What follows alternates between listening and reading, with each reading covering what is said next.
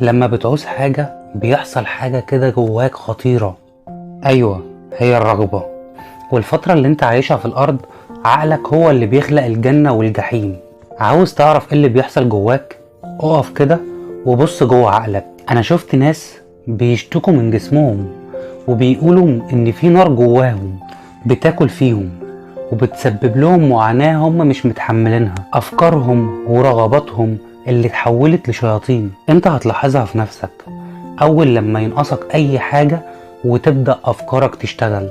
انت هتلاحظها أول لما بتلاقي أي حد سعيد الحسد بياكلك كده حتى لو شوية صغيرين.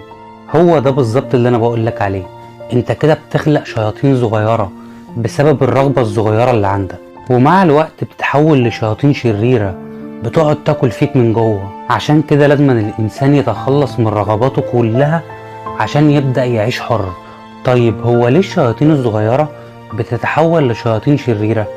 انت عارف السؤال ده كويس وعارف إجابته كمان كويس. أنا عايزك تبص جواك وتشوف نمو الأفكار والرغبات وإزاي بيتسيطر عليك تدريجيا. انت كمان عارف إن الجسم بيعكس كل حاجة داخل نفسك. في رغبات لازم تحققها عشان دي رسالتك في الحياة، بس في الغالب الرغبات ديت بنخلقها عشان عايزين نحسد بيها حد او عايزين نقلد بيها حد.